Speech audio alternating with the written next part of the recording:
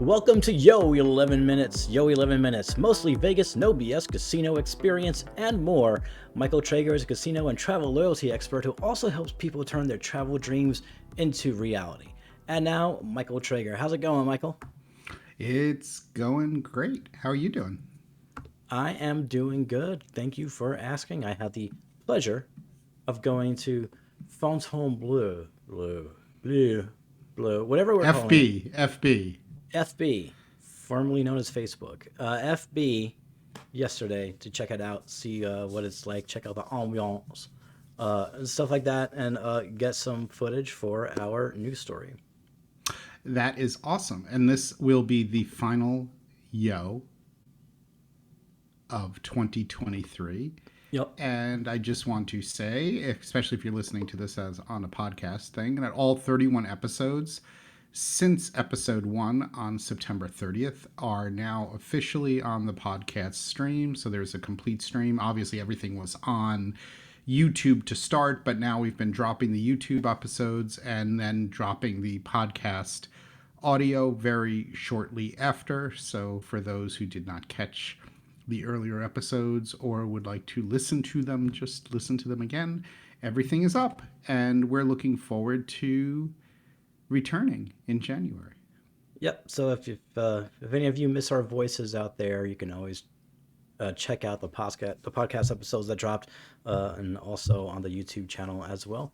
If you want to be some sort of a Yo-11 Minutes historian, and call us out on previous episodes. Are people still sending in the thing like where if we mess up somehow, they're supposed to send it to an email address? Is that happening or no? I don't know. We haven't been messing up enough, I guess.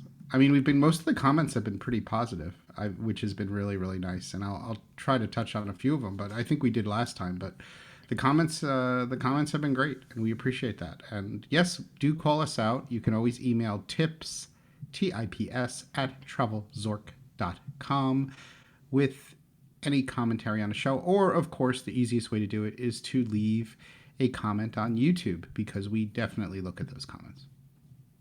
All right, and that being said, it is time for the news and views.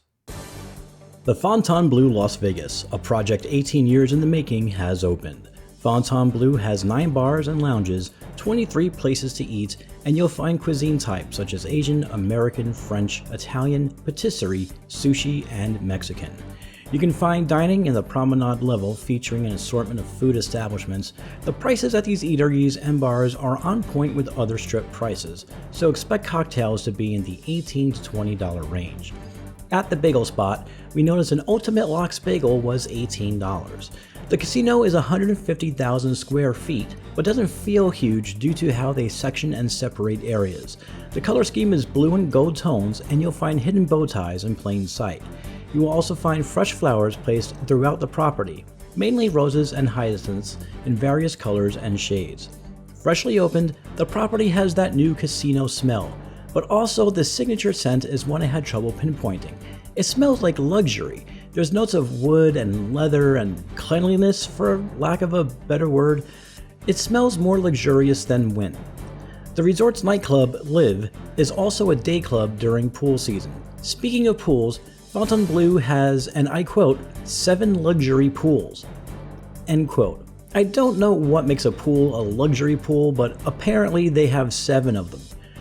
The Blue Light Theater is the concert venue, and it has seating for 3,800 people. Post Malone will be the first performer at the venue on New Year's Eve.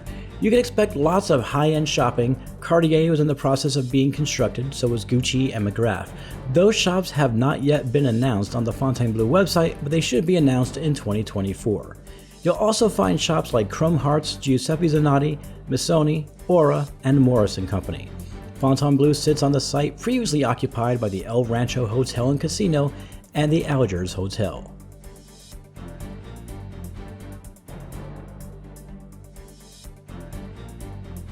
And that's going to do it for the news. And now for the views. Michael, what are your thoughts? My thoughts are, what was your first impression when you entered the property? When I first entered the property, I remember the scent hit me first. got out of the parking garage, opened the door, and the scent hit me first. And I was like, oh, that's a nice smell, but it's also a new smell. I mean, you know that every casino has a signature scent, but this one wasn't like other properties, and I had a really hard time trying to like pinpoint what is it exactly. But as there were there were notes of wood, there were notes of maybe leather, there were notes of cleanliness, a touch of arrogance. It was just this. It was pleasant. It was high end clean. I don't A touch of arrogance. A I love touch of that. arrogance. A touch of arrogance was definitely in the air over at Fontainebleau. So overall, you were impressed by the property. Is there Mhm. anything that struck you? Like what impressed you the most, or was it just this incredible? I mean, for people who don't know the story, this 67-story resort, I don't know if it's truly 67 stories, was topped off in 2008 and went into bankruptcy in 2009 and is finally, with lots in between there, opened in 2023. So that is quite a journey for a hotel to finally open. And it is a $3.7 billion luxury hotel. Yeah, and what's interesting about it is that in 2005, Fontainebleau FB announced that they were going to open the resort, and then of course the recession happened, and they filed for bankruptcy, and then they got sued by their sister company, and then I think someone else bought it for a bit, and then I think it changed hands again, and then I think Carl Icahn had it for a while, and it was going to be called the Drew. And then he decided he didn't want the property anymore. He was told he had to cover it up with the it was a uh, it was a wrap because the bottom of it started to look really shitty. And so basically, the government of the city said you need to cover it up with a wrap or something. And he did that, and then he decided he wanted to sell it. And then, of course, the funny thing is, it ends up going back to Fontainebleau. They come in, they're like, you know what? We'll take it. And then they actually finish what they started. So it's an interesting story about what has it been like almost 2 decades, 18 years of this being in the making and changing hands, and then going back to the original announcer, the original property, and claiming it back, and making something of it. So it's quite an I incredible forgot story. about that whole Drew period. You Hmm. know what the problem is? After a while, that some of these properties, when they're delayed, and then they keep re-announcing and announcing new things, that you sort of it just becomes all like background. You sort of stop listening to it because so many deadlines have been mixed and things like that. I will say what was interesting in the obsessive casino people world is that they did do a status match for the first evening that they were open, and then they stopped the status match, which upset a lot of people. But that's the way it goes. But the obviously we talked about the rewards, the FB rewards program before, so that should be interesting. It'll be interesting to see if they do another status match. I think personally they should probably wait and see how things are going. I know there's lots of mixed commentary on the resort, whether it's crowded or not crowded, or it's going to be successful. And I think most of us need to just shut up and see what's going to happen because it's really hard to predict. It's really hard to predict those things, but I know that most of Vegas YouTube and Vegas influencers and non-influencers love to predict things. And I'm excited to see the property, and it's great. What time of day did you do your walkthrough video of the property, Michael? It was yesterday. It was about noon, maybe about 12:30 in the afternoon. And when I went, I was surprised because parking was free. So I'm guessing that they're having free parking for the first few days or something. Because I know eventually the meters were there, but it just said free access with a smiley face. So they're gonna charge eventually. We know that. I'm just not sure when, but it was about 12:30. There's really not many windows in the space, so it's going to look the same, I think, whether day or night. But what I did find interesting was some of the lobby areas had like there's this one. thing with this big metal piece of art, and then what looks like a painting of some sort of an egg, like a sunny side up egg or a deviled egg. But I guess it's not supposed to be a deviled egg. But the comments from most people so far that I've heard is it's an egg. I'm not sure if it's supposed to be or not.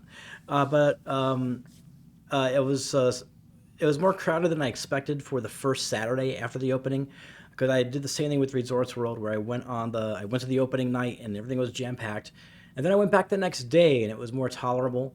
I was able to get better footage, but when I went there this time, I was like, oh, people are really coming in for this thing. That was interesting. I really like the blue and gold tones of the casino. I like blue, so I felt good there. But what was interesting about the casino, even though it has so much square footage, they section it off, like they put it into various sections and separations where it doesn't seem as huge as you think it would be. Like, at no point did I feel like I was stuck inside a huge, ginormous casino at all. Like, the way they laid it out was just very nicely done, so that you can get in, go into a little section of machines, and then go out, and then you're out of the casino carpet area, you're on the floor. Um, but it's just nicely spaced out. The blues, oh man, I just love the blue of that place. Like, it's really good. The hidden bow ties you have to find. It's they did good. They did really good there.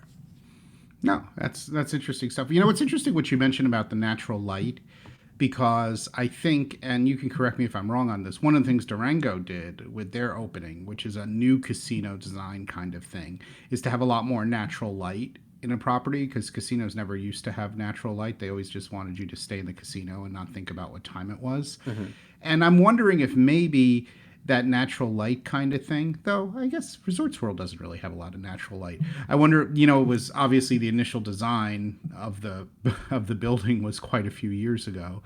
Another thing that I think is interesting, which I think is more of a design thing from the early 2000s, is that this hotel does not have like a separate hotel within a hotel.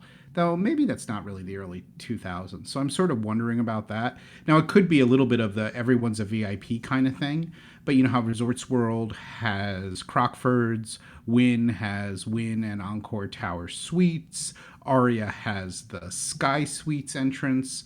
So I'm just sort of Venetian and Palazzo have Prestige, though those are only a separate level for check-in. It's not really a separate entrance.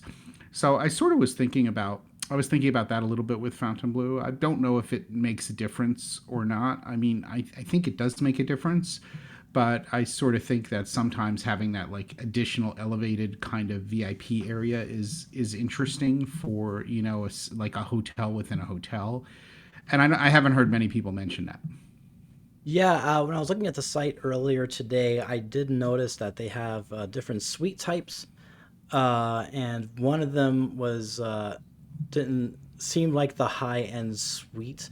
I'm not. It's not a hotel within a hotel, but they definitely have some rooms there that are for the highest the highest of the high rollers, And I should those say. are not on the website, I don't think, because they only have 3 suites, I think, on the website. And Vegas Duffy did a nice overview. He had the Royal Suite. I kept poking him that, hey, you've got one more night in Vegas. You got to go stay at Fontainebleau.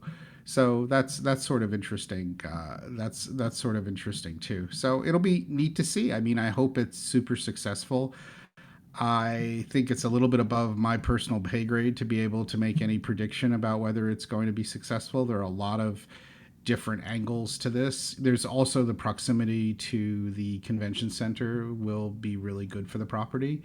And there's a lot of lifestyle and food and beverage, their new club, lots of new restaurants. So it'll be pretty interesting to see what happens. I really have no idea, except I'm happy to see another casino open. Yeah, I mean, I'm not in that speculation circle of, oh, I wonder if it's going to be successful or not. You know, people need something to talk about now that it's already open, and this is where they're going. And this is what you said was going to happen anyway. All the buildup is to the opening, and then once it opens, then it's going to be speculation. Oh, what's going to happen? Is it going to be success? Like, this is just run of the mill shit that we don't do here. So, Yeah, So, exactly. And of course, everyone that speculates, if it's wildly successful, they'll say, well, I knew it was going to be successful. And if it's not, they'll say, I knew it wasn't going to be. So it's interesting stuff. And it was a great way to round off the year. I was sort of curious if people are liking our format, which, with exception to today, has been mostly Monday, Tuesday, and Wednesdays. We've been keeping to doing these episodes and dropping them on Monday, Tuesday, and Wednesday. We have every intention to continue with that in January. We would love feedback if you like it. It seems to work really well for us on schedule because we get busier towards the end of the week and don't really want to have to deal with episodes on the weekend. And of course, we can always shoot in with a special episode if we wanted to. And thank you, everybody, for all of the comments. We got some neat comments on the host episode, and that was a lot of fun. And I think that's about it. That sort of rounds off this year. Is there anything else on your mind, Movestro? usually I'm the one asking you that question. I don't know what to say. I've never been asked this before.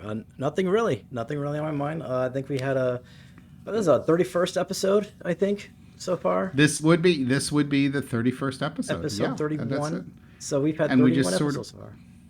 Yeah, I know. That's pretty cool. And we're gonna keep doing. It. I'm planning on putting a little bit more time. A lot of these episodes we've not had a lot of time to do a lot of preparation, which actually works pretty well for this format. But I'm going to put a little bit more time into preparation. But we'll have a lot of different loyalty talk and Vegas talk and also luxury travel. We've sort of been really, really focused on the Vegas stuff, which I think we mostly always will be. But I think we'll go a little bit more granular on maybe some Vegas hotel deals and pros and cons of different properties and things like that. So that'll be fun. And that's it. That's a wrap. That's the final yo. It's a wrap for 2023. And everyone have a great new year. That's right. Everybody enjoy your holidays. Have a happy new year. We will see you next year. And that's going to do it for this episode. Luxury travel booking, TravelZork Travel. Visit us at TravelZorkTravel.com to plan your next amazing vacation. And please join the conversation on social media. You can find us easily. All social platforms are at TravelZork. We'll see you next time.